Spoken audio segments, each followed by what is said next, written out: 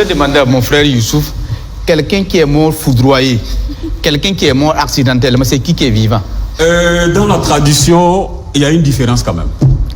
Donc, donne-moi la différence. Il y a une différence et vous êtes mieux placé parce que vous êtes un poussé à la littérature orale. C'est pourquoi je vous dis. Quelqu'un qui est foudroyé, c'est pas les mêmes risques que quelqu'un qui a eu un accident. C'est pas la même chose. Donc il y a une différence quand même. C'est toujours la même. Il y a une différence quand même. C'est pour dire que il y a une différence. Quelqu'un qui modifie la Constitution, qui fait des milliers de morts, et quelqu'un qui fait un coup d'État, c'est la même chose là. Bon, moi, nous parlons en termes de démocratie, et si on veut être conséquent, on doit être sévère pour tout le monde. Quand vous êtes au niveau de la CEDEAO, vous faites un coup d'État, vous voyez quelles sont les sanctions que vous encourez avec votre peuple. Un peuple d'ailleurs qui ne sait même pas pourquoi la chose est arrivée. Oui. Et quand on modifie la Constitution pour se représenter, on dit, attention, il faut respecter la souveraineté des pays. C'est du dépôt de mesures. Et on sait pourquoi. La réalité, lorsque tu fais l'affaire de ceux-là qui tiennent la bourse, de ceux-là qui sont en quelque sorte les maîtres du monde, tu peux faire autant de mandats que tu voudras. C'est eux-mêmes qui vont te dire de te représenter. Mais si tu ne fais pas leur affaire comme le Burkina le fait en ce moment, on va te dire de partir. C'est ça la réalité. Bon, il faut que les gens se réveillent. Je parle la même petite façon de voir les choses comme docteur. Moi, dernière réaction. Oui, moi je pense qu'à un certain moment, franchement, quand vous prenez par exemple la CEDEAO, quand Alpha Condé voulait forcer la main pour faire un autre mandat, il y a une mission quand même qui allait lui dire de ne pas aller sur ce terrain parce que ça frôle un peu les règles. Mais il n'a pas voulu écouter. Il s'est entêté, il est allé et voici ce qui s'est passé. Et donc moi je pense qu'à un certain moment, il sait pas cette question de comparaison là. Moi je n'aime pas me complaire dedans. Merci. Moi j'aime partir si c'est propre. Merci beaucoup Francine Sabadogo. Est-ce qu'aujourd'hui Diomaye Faye peut se positionner comme celui qui peut réconcilier les pays de l'AES avec la CEDEAO? Oui, je le pense bien. Déjà, comme je le disais antérieurement, du fait que ce soit un nouveau président, du fait que lui-même la posture permet justement, il jouit de la légitimité pour parler auprès des présidents élus. Il a cette ouverture d'esprit, ce pan panafricaniste dont on parlait au départ pour concilier aussi les positions des tenants des États de l'AES. Et également, je parlais de la question de l'âge. C'est très important parce que normalement, vous vous comprenez mieux. Et ça l'amène, voilà, c'est ça, ça l'amène dans une posture qui est qu'il peut effectivement jouer ce rôle-là de facilitateur. Mais j'aimerais un peu réagir au débat qui passait. Je pense qu'en relations internationales, il n'y a jamais de position figée. Parce que les positions évoluent en fonction des hommes. Et quand je fais un petit retour, vous savez, en 2023 à pareille période, on était à couteau tiré avec le Niger. Aujourd'hui, on est bien en odeur de sainteté avec le Niger. Parce que c'est les hommes qui dictent aussi la dynamique en fait. Et il n'y a pas de posture figée, que ce soit les États de l'AES, que ce soit la CEDEAO. Il n'y a jamais de posture figée parce que ça peut évoluer à tout moment en fonction des hommes qui sont présents. Aujourd'hui, ce n'est pas évident que si c'était le président Macky Sall, il allait peut-être se déplacer ou on allait accepter l'accueillir même s'il voulait venir. C'est pourquoi je dis que aujourd'hui, on a la possibilité effectivement de ne pas fermer le dialogue parce que l'AES, je pense que le Liptako Gourmand, c'est un exemple. On a des ensembles, mais le grand ensemble n'empêche pas qu'on ait des ensembles plus réduits. Et c'est ce sur quoi on doit aller. On doit aller de manière progressive, à mon avis. L'AES doit pouvoir se renforcer parce que c'est des questions aussi qui sont un peu différentes des problématiques vécues par les autres pays. Nous sommes dans des situations de crise. Et ça, la question sécuritaire, ce n'est pas le même enjeu que peut-être un pays comme la Côte d'Ivoire qui ne subit pas certaines choses, on n'a pas la même pression qu'un pays comme le Sénégal dont on parlait tantôt. Donc on se comprend quand on est confronté aux mêmes réalités. On a les mêmes défis. Voilà, exactement. Mais on doit aller de manière progressive parce que pour moi, nos pères fondateurs ont voulu qu'il y ait de l'intégration économique, mais au-delà de l'intégration économique, la CEDEAO aussi, c'est l'intégration des peuples. Et pour moi, c'est important qu'on ne jette pas le bébé avec l'eau du bain.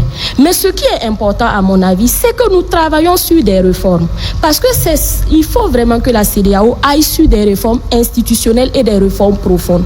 Et là, je dis que un coup d'État militaire et un coup d'État constitutionnel, pour moi, c'est la même chose. Coup d'État égale coup d'État. Chacun prend ce qu'il peut, ce qu'il a comme arme.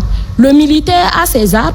Le chef de l'État a la constitution ou a les institutions, il fait son coup d'État. Et malheureusement aussi, il faut dire la vérité, les coups d'État aussi prospèrent souvent parce qu'on fait des coups d'État constitutionnels. Parce que quand on a un président et qu'on se dit, bon, dans 5 ans, il va partir, dans 10 ans... Au Burkina, il n'y a pas eu de coup d'État constitutionnel, mais les armées l'armée a pris le pouvoir quand même.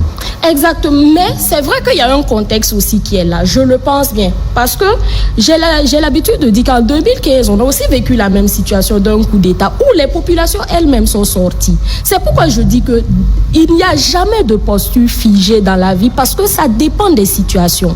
Et ça, il faut qu'on le comprenne, même les tenants de la CEDEAO. Parce que c'est important aussi que les chefs d'État se regardent et se disent aussi la vérité. Parce qu'aujourd'hui, même moi, dans une certaine posture, je ne vais pas accepter qu'un président qui fait un 3e, un 4e mandat ait des leçons à me donner en fait.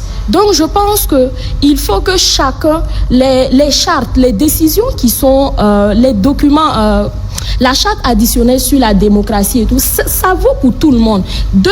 Les mandats, les coups d'État, il faut qu'on travaille de manière honnête à rapprocher les peuples, mais aussi au niveau des politiques, à travailler en sorte de décider d'un commun accord pour qu'effectivement, s'il y a des sanctions, que ces sanctions-là soient les mêmes pour tout le monde. S'il y a aussi à encourager, que ces encouragements puissent toucher tout le monde et qu'il y ait une solidarité manifeste sur la question sécuritaire. Parce que c'est vrai que c'est un choix qui a été fait, le retrait de l'AES par des dirigeants, mais les populations s'y reconnaissent. Pourquoi? Les populations s'y reconnaissent parce qu'à un moment donné, ces populations ont eu le sentiment d'être abandonnées. Parce que jusque-là, on n'a aucun moyen scientifique d'évaluer. Voilà. Certaines populations, pour le dire, ont senti justement cet abandon du fait que nous sommes dans un espace où on prône la solidarité. Et cette solidarité des peuples devait être manifeste aussi dans la crise sécuritaire que les 3 pays vivent. Merci Francine Savadogo. Karim Diallo, pour terminer sur cette question. Oui, il faut dire que le président Diomaye Faye reste quand même un cheval gagnant dans la mesure où, étant élu démocratiquement, il n'a pas de leçons particulières à recevoir des autres chefs d'État qui sont restés dans la CEDEAO. Ça, je pense que c'est un avantage comparatif. Et deuxièmement, bien qu'il ait été élu démocratiquement, il a un programme politique panafricaniste, souverainiste, qui a des similitudes avec les programmes, ou en tout cas la vision qui est déroulée au sein des États de l'AES. Ça, il faut le dire clairement. Maintenant, le retour dans la CEDEAO doit être fait, de mon point de vue, de façon progressive, et ça ne veut pas dire nécessairement aussi la fin de l'AES. Il ne faut pas faire de comparaison antinomique entre la CEDEAO et l'AES.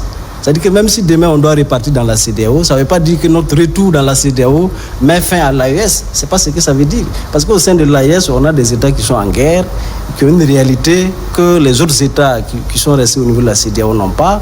Et donc forcément l'AES a sa place. Puisqu'en relation internationale, en fonction des besoins spécifiques d'un espace donné, on vous permet de vous organiser pour régler ce besoin spécifique.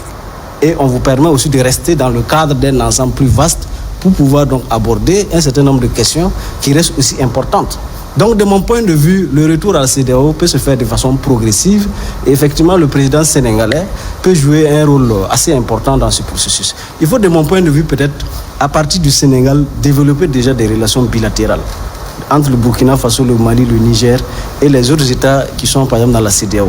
Quand vous prenez l'exemple du Togo, vous voyez que le Togo est un peu plus proche des États de l'AES, même s'il n'est pas membre. Je pense que c'est dans ce sens qu'il faut aller, de façon progressive, puisqu'en relation internationale aussi, il faut qu'il y ait une confiance, il faut qu'il y ait un minimum de confiance pour que vous puissiez donc travailler ensemble dans le cadre d'une intégration. Donc ça sera de façon progressive, c'est-à-dire on va développer des relations bilatérales. Le président sénégalais sera à côté certainement pour faciliter, et au fur et à mesure, je suis sûr qu'on va répartir à la CEDEAO, parce que ce que les gens ne disent pas, c'est que l'acte constitutif originel de la CEDEAO avait prévu que la CEDEAO est un instrument avant tout au service des peuples. Donc la CEDEAO en réalité n'est pas la propriété des chefs d'État de la CEDEAO en réalité. Voilà. Les chefs d'État sont mandatés peut-être pour parler en leur nom, au nom de leur peuple, mais ce n'est pas leur instrument. Ça veut dire que si on quitte, c'est comme si on leur donne le bon gâteau et puis bon, nous on se rétracte. Moi, je suis pour un retour à la CEDEAO, mais un retour progressif, un retour prenant en compte les spécificités donc, des États de l'AES, mais sans qu'on ne mette fin en fait à l'AES, parce que l'AES a sa spécificité. Et mieux, là où c'est intéressant, le président sénégalais a dit qu'en réalité, nous vivons des réalités que les autres n'ont pas, et certainement lui va, à travers donc sa médiation, apporter les réalités concrètes qu'on vit au quotidien à l'endroit donc des autres chefs d'État, et ensemble peut-être au fur et à mesure donc ils vont mieux comprendre les États du Sahel et puis pouvoir les appuyer, parce que comme lui-même il a si bien dit, si le phénomène quitte le Burkina Faso, le Mali et le Niger, on ne sait pas où ça va aller.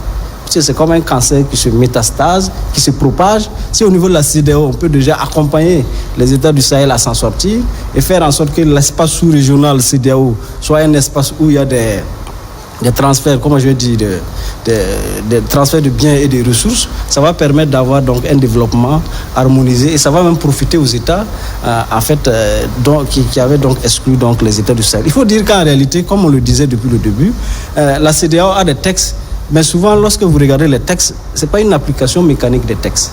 Si quelqu'un vient au pouvoir par un coup d'État, peut-être qu'il n'a même pas consulté sa population, mais il est arrivé.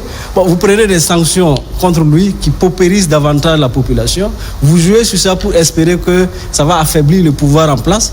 C'est se piéger en réalité. Parce que les effets pervers des sanctions économiques, c'est que ce n'est pas les dirigeants qu'elle frappe en premier lieu, mais c'est les populations qu'elle frappe. Donc il faut tirer, je pense, leçon de tout ça. Il faut aussi avoir confiance au président sénégalais, parce que comme je le dis, les Sénégalais on a une jeunesse qui est décomplexée, une jeunesse qui est pragmatique, une jeunesse qui a comme boussole les intérêts du peuple. Mais il n'est pas forcément compris. Dr Zoungrana se plaignait d'un certain nombre de commentaires.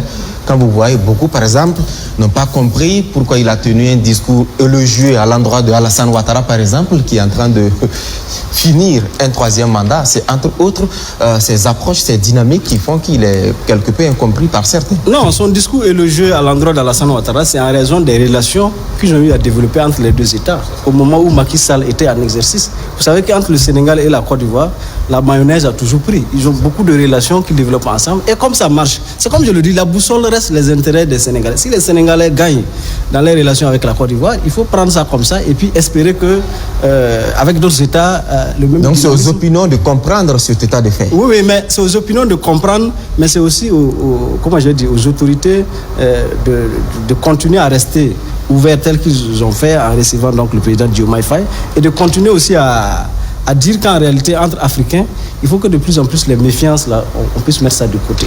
Parce que c'est en Afrique que vous allez voir des États privilégier les relations avec d'autres États qui sont hors du continent, au détriment de leurs propres relations entre États africains. Donc je considère que c'est sur le plan de la CEDEAO, il va jouer un rôle important, mais n'attendez pas que le retour dans la CEDEAO se fasse demain ou après-demain. Ça sera de façon progressive, ça sera de façon concertée, en prenant en compte les préoccupations des États qui avaient quitté la CEDEAO. Merci, 30 secondes. Oui. Non, en fait, c'était peut-être aller dans le même sens que Mme Sawadgo qui parlait qu'à un certain moment, les États de l'espace n'ont pas remarqué cette solidarité envers les pays de l'AES. Pourtant, si j'ai bonne mémoire, quand même, ces pays ont bénéficié d'une aide financière de la CEDEAO. Et quand on parle de ça, le Nigeria était dans des difficultés plus que le Burkina avec Boko Haram. Qu'est-ce que les autres pays de l'AES et de la CEDEAO ont fait pour le Nigeria? Est-ce que ça a servi de stratagème ou bien d'un alibi pour dire que comme les autres pays ne sont pas solidaires avec nous, on va quitter la CEDEAO? Donc souvent aussi, il faut relativiser. Parce que c'est pas parce que on sent pas qu'une structure est solidaire qu'il faut peut-être passer par la force et puis vouloir se rétracter. Merci. Non, en fait, par rapport à la réaction des uns et des autres vis-à-vis de ce que le président a dit à propos de Alassane Ouattara, c'est ce que j'ai dit la dernière fois. En diplomatie, nous ne sommes pas dans la religion. Tout le monde sait très bien que s'il y avait un choix à faire, Alassane Ouattara, le président Alassane Ouattara voulait que ce soit Macky Sall. Tout le monde sait ça. Au regard de non, s'il vous plaît, il faut quand même être, il faut lire entre les lignes. Au regard de leur histoire, liens séculaires entre les deux et la pays position de Sonko vis-à-vis de la France.